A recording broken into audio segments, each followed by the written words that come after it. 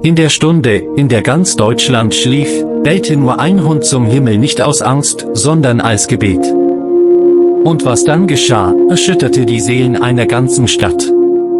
In einem kleinen Dorf, eingebettet zwischen endlosen Feldern und dichten Wäldern, lebte ein alter Mann namens Elias mit seinem treuen deutschen Schäferhund Rumo. Rumo war nicht nur ein Hund, sondern der stille Wächter, der Helfer in dunklen Tagen, ein Freund in der Einsamkeit und für Elias ein Zeichen von Gottes Barmherzigkeit. Elias war ein Mann des Glaubens, der jeden Tag mit der Rezitation der Sura al-Fatiha begann, ein Gebet der Hoffnung, der Führung und der Dankbarkeit. Er glaubte fest daran, dass jeder Vers der Sura ein Schlüssel zum Verständnis des Lebens war. Besonders der Satz „Führe uns den geraden Weg" begleitete ihn in jeder Entscheidung seines Lebens. Rumo lag oft neben ihm, während Elias auf seiner alten Holzbank saß, in den Himmel blickte und das leise Flüstern seiner Gebete in die Stille des Morgens schickte. Doch die Idylle des Dorfes wurde jäh unterbrochen, als in den umliegenden Wäldern merkwürdige Ereignisse geschahen. Tiere verschwanden, Kinder hörten nachts Stimmen, und eine seltsame Dunkelheit schien sich auszubreiten, als hätte jemand das Licht der Barmherzigkeit verdrängt. Die Dorfbewohner gerieten in Angst und begannen sich zurückzuziehen, doch Elias spürte, dass es mehr war als nur Natur oder Zufall, es war eine Prüfung, ein Zeichen, dass der gerade Weg bedroht wurde. Eines Nachts, als der Wind seltsam flüsterte und der Mond sich hinter dunklen Wolken versteckte, bellte Rumo heftig. Er stand wie erstarrt vor dem Fenster, die Ohren gespitzt, der Körper angespannt. Elias trat neben ihn und hörte es auch, ein leises Wimmern aus dem Wald. Ohne zu zögern, nahm Elias seine alte Lampe, sprach die ersten Verse der Al-Fatiha mit geschlossenen Augen und sagte zu Rumo: „Wenn dies eine Prüfung ist, mein Freund, dann führen wir sie durch mit Licht, Gebet und Mut." Gemeinsam machten sie sich auf den Weg in die Nacht. Der Wald war unheimlich still, als hätten selbst die Tiere den Atem angehalten. Die Bäume wirkten wie schwarze Säulen in einem endlosen Tempel der Finsternis. Doch Rumo ging voran, schnupperte, bellte nicht mehr, seine Sinne waren geschärft, und seine Schritte führten sie tiefer in die Dunkelheit. Und plötzlich ein Schrei. Ein echter, menschlicher Schrei. Elias erstarrte, Rumo aber raste los. Elias stolperte hinterher, fiel fast, doch dann sah er es, ein kleiner Junge, kaum 10 Jahre alt, gefesselt an einem alten Baum, Tränen im Gesicht, Blut an den Armen. Rumo bellte wie wild, biss die Seile durch, leckte dem Jungen das Gesicht. „Danke", flüsterte der Junge mit brüchiger Stimme. Elias fragte nicht viel, nahm ihn an sich, sprach erneut die Al-Fatiha und flüsterte: „Du bist gerettet, mein Sohn." Es war nicht unser Mut. Es war seine Führung. Zurück im Dorf erzählte der Junge, dass eine dunkle Gestalt ihn gelockt habe mit Versprechungen, mit falscher Liebe, mit der Stimme seiner verstorbenen Mutter. Eine Gestalt, die sich nur in der Nacht zeigte, die Kinder hasste, die Gebete verspottete. Die Dorfbewohner versammelten sich. Angst lag in ihren Augen. Elias aber erhob sich, mit Rumo an seiner Seite. „Wir dürfen nicht fliehen. Wir müssen zurück zum Licht. Wir müssen uns erinnern, wer wir sind. Und wir müssen gemeinsam beten." In der folgenden Nacht standen sie am Waldrand, Schulter an Schulter, jung und alt, Frauen und Männer, der Junge, Elias, Rumo in der Mitte. Sie begannen gemeinsam mit der Fatiha. Und als sie den letzten Vers sprachen, nicht den Weg derer, die deinen Zorn erregt haben, noch den der Irregehenden, da brach ein lautes Kreischen durch den Wald. Etwas Dunkles versuchte sich zu erheben, doch es verbrannte im Licht der aufrichtigen Herzen. Rumo bellte einmal, ein letzter Ton der Wachsamkeit, dann legte er sich ruhig nieder. Seit jener Nacht war der Wald still, aber nicht mehr aus Angst, sondern aus Frieden. Die Dorfbewohner vergaßen nie, was geschehen war.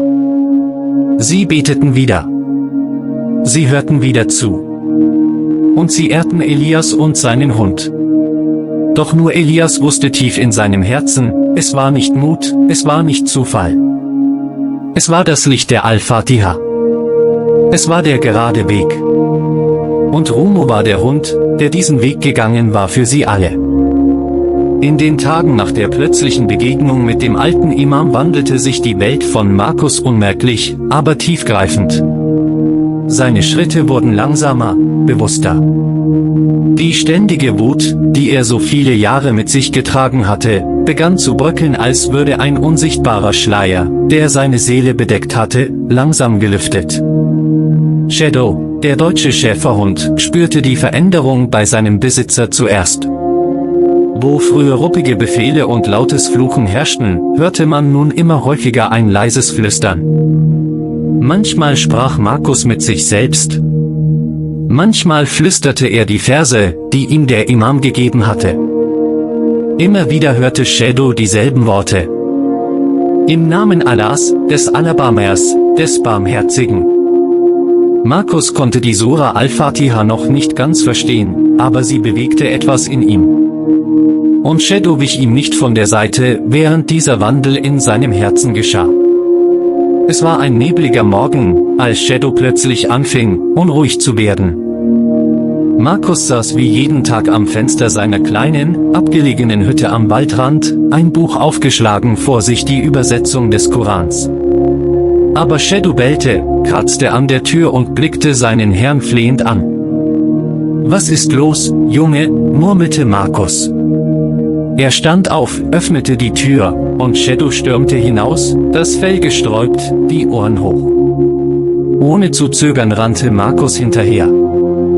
Sie liefen durch den Wald, die dichten Bäume verschluckten den Lärm der Stadt, bis sie zu einer kleinen Lichtung kamen, wo ein schwaches Stöhnen zu hören war. Dort lag ein verletzter Junge, kaum älter als 10, sein Bein war eingeklemmt unter einem umgekippten Fahrrad, und er weinte vor Schmerz. Markus' Herz setzte für einen Moment aus. Erinnerungen blitzten auf an seinen eigenen Sohn, den er vor Jahren verloren hatte, als ein Unfall ihn das Leben gekostet hatte. Und jetzt dieser fremde Junge, allein, hilflos, verletzt. Shadow blieb ruhig, leckte sanft die Wange des Kindes und legte sich beschützend neben ihn. Markus kniete sich hin, hob das Fahrrad vorsichtig an und zog den Jungen heraus. Sein Bein war verstaucht, aber nicht gebrochen. »Ich heiße Elias«, flüsterte der Junge. »Ich wollte nur zum Fluss.« Markus nahm ihn auf den Arm und trug ihn zurück zur Hütte. Dort versorgte er ihn, gab ihm zu essen, wärmte ihn, während Shadow zu seinen Füßen wachte. Als Elias eingeschlafen war, saß Markus lange schweigend da. Dann, zum ersten Mal in vielen Jahren, kniete er nieder, ganz still. Keine Gebete. Keine Worte. Nur Dankbarkeit. In seiner Brust loderte etwas, das er lange nicht gespürt hatte, Licht. Am nächsten Morgen fuhr Markus mit Elias zur Polizei. Die Eltern des Jungen waren verzweifelt gewesen. Tränen der Erleichterung flossen, als sie ihn wieder sahen. Die Mutter drückte Markus lange an sich, als wäre er ein alter Freund. Der Vater legte die Hand auf seine Schulter. Gott hat unseren Sohn durch sie gerettet. Markus sagte nichts. Doch seine Augen glänzten.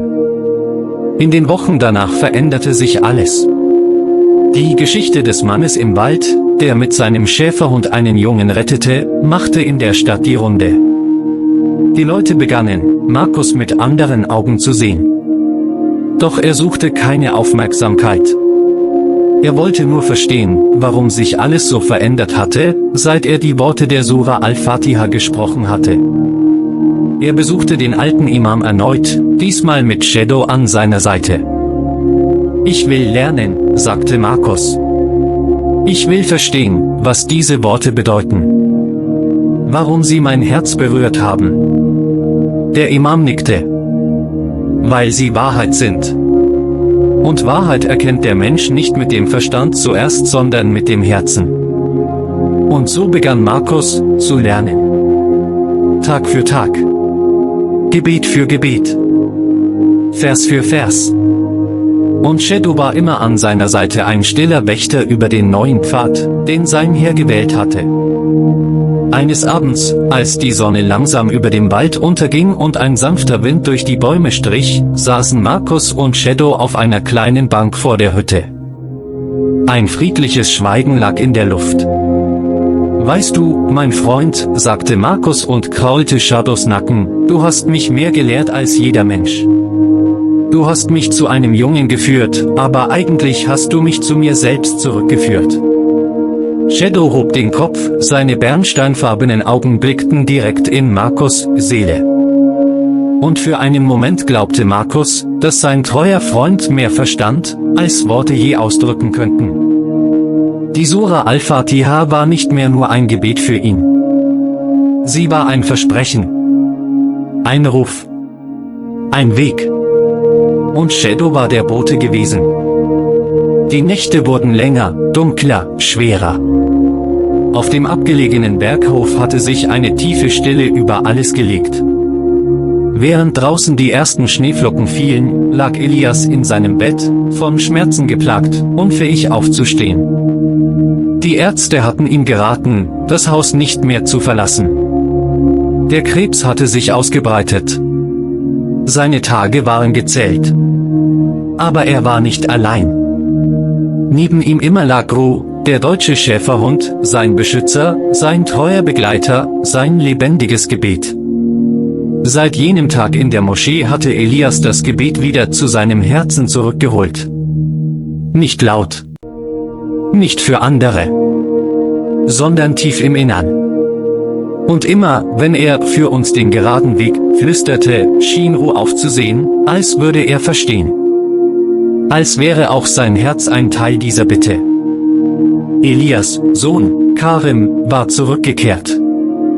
Der Mann, der einst glaubte, zu beschäftigt für Spiritualität zu sein, saß nun oft neben dem Bett seines Vaters, hielt dessen Hand und ließ sich von ihm Verse aus der Sure Al-Fatiha vorlesen. Im Namen Gottes, des Allerbarmers, des Barmherzigen, jedes Wort ließ seine Mauern ein Stück weiter fallen. Ich habe viele Jahre geglaubt, ich sei allein stark, sagte Karim eines Abends. Aber ich sehe jetzt, dass wahre Stärke darin liegt, sich zu beugen, zu beten, zu vertrauen. Und Ru'er war der stumme Wächter dieser Umkehr. Er lag stets wachsam an der Tür, hob manchmal den Kopf, wenn Karim und Elias beteten, und bellte nie. Als wüsste er, dass dies heiliger Boden war. Doch das Schicksal hatte eine letzte Prüfung vorgesehen. In einer stürmischen Nacht brach ein Feuer aus. Ein elektrischer Kurzschluss, irgendwo in der alten Küche. Die Flammen erfassten die Holzbalken schneller, als jemand reagieren konnte. Der Rauch breitete sich aus, das Knistern wurde zum Brüllen. Karim rannte panisch in das Zimmer seines Vaters. »Vater! Wir müssen raus!« Elias hustete schwer, konnte sich kaum bewegen. Karim versuchte, ihn zu stützen, doch er war zu schwach, um ihn zu tragen. Und da trat Ru hervor. Mit blitzendem Blick, aufgerichteter Haltung. Ein einziger Befehl von Elias, für ihn raus. Für ihn zum Licht, und Ru verstand. Er stellte sich vor Karim, bellte laut und führte ihn durch den dichten Rauch. Immer wieder drehte er sich um, damit Karim ihm folgte. Durch die Flure, vorbei an den Flammen, bis hinaus in die kalte, klare Winternacht. Als Karim draußen stand, drehte sich Ru noch einmal um und rannte zurück. »Nein!« »Ru«, schrie Karim, doch der Hund war schon im Innern verschwunden. Drinnen brach das Dach zusammen. Elias' Zimmer war in Flammen gehüllt. Doch mitten in dieser lodernden Hölle lag Elias und an seiner Seite Ru. Der Hund hatte sich neben ihn gelegt, die Schnauze auf seine Brust, wie um sein Herz zu bewachen, bis zuletzt. Als die Feuerwehr später die Ruinen durchsuchte, fanden sie zwei Körper eng aneinander geschmiegt. Der alte Mann mit friedlichem Gesichtsausdruck. Und den Hund, der ihn nicht verlassen hatte. Nicht im Leben. Nicht im Tod. Karim weinte bitterlich. Doch inmitten des Schmerzes wuchs etwas anderes in ihm, ein Flüstern. Ein Vers. Eine Stimme in seinem Inneren. für uns den geraden Weg. Und er wusste, sein Vater war ihm vorangegangen. Und Ru war sein Wegweiser gewesen. Der Morgen war ruhig. Nach der dramatischen Rettung von Tobias und der Offenbarung von Elias' Vergangenheit wurde das Dorf nie wieder dasselbe. Die Menschen hatten gesehen, wie ein deutscher Schäferhund geführt durch ein unsichtbares Licht, das sie nicht erklären konnten, durch Flammen, Dunkelheit, Verrat und Tod ging, nur um seinen Menschen und seine Pflicht nicht zu verraten. Die Geschichte von Ayaan, dem Hund, wurde in jedes Herz des Dorfes eingraviert. Er war kein gewöhnlicher Hund. Er war ein Zeichen. Ein Ruf zur Umkehr. Tobias lebte. Seine Wunden heilten langsam, aber sein Herz war gebrochen. Die Schuld, dass Elias sich geopfert hatte, nagte an ihm.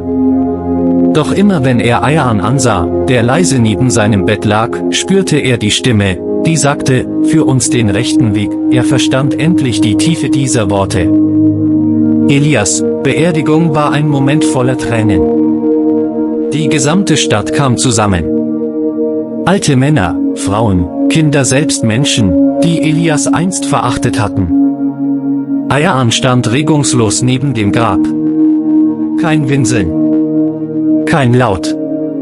Doch seine Augen sprachen, sie erzählten von einer Seele, die mehr verstand als jedes menschliche Wesen. Einige Tage später geschah etwas Seltsames. Tobias begann zu träumen. Immer wieder erschien Elias in seinen Träumen, und hinter ihm stand Ayaan, strahlend in einem Licht, das nicht von dieser Welt war. Elias sagte nichts. Aber seine Augen sagten, es ist noch nicht vorbei. Tobias beschloss, sein Leben zu ändern. Er verließ seine Kanzlei, verkaufte seinen Besitz und gründete ein Heim für verlorene Tiere, besonders für Diensthunde, die im Alter vergessen wurden. Er nannte das Heim Seraat al-Mustaqim, der rechte Pfad. Ayaan wurde zum Gesicht des Projekts. Menschen kamen aus ganz Deutschland, um ihn zu sehen. Seine Geschichte wurde in Büchern erzählt, in Schulen gelehrt und sogar in einer Moschee zitiert, als Beispiel für Treue, Barmherzigkeit und göttliche Führung. Ayaan, der Hund, war zur Brücke zwischen Himmel und Erde geworden. Doch die Jahre vergingen. Und auch Ayaan wurde älter. Seine Schritte wurden langsamer, sein Blick müder, aber sein Herz blieb wach. Jeden Abend setzte sich Tobias neben ihn und flüsterte die Worte aus der Sura al-Fatiha. Im Namen Gottes, des Allerbarmers, des Barmherzigen. Für uns den rechten Weg. An einem frostigen Wintermorgen wachte Tobias auf und fand Ayaan nicht auf seinem Platz. Panik stieg in ihm auf. Er suchte überall. Schließlich fand er ihn, vor dem Grab von Elias, zusammengerollt, mit einem letzten friedlichen Atemzug. Er war heimgekehrt. Zu seinem Freund. Zu seinem Herrn. Zum Licht. Tobias fiel auf die Knie. Tränen rannen über sein Gesicht. Doch plötzlich fühlte er etwas Wärme. Ein Licht, das ihn umgab. Und dann verstand er es, die Sura al-Fatiha war nicht nur ein Gebet. Es war ein Versprechen. Ein Weg. Und dieser Weg war durch einen Hund offenbart worden. In der Zeitung stand später: Ayaan, der Hund, der betete. Der Hund, der führte. Der Hund, der den rechten Weg zeigte. Und bis heute steht am Eingang des Tierheims ein Schild mit den Worten: Für mich den rechten Pfad.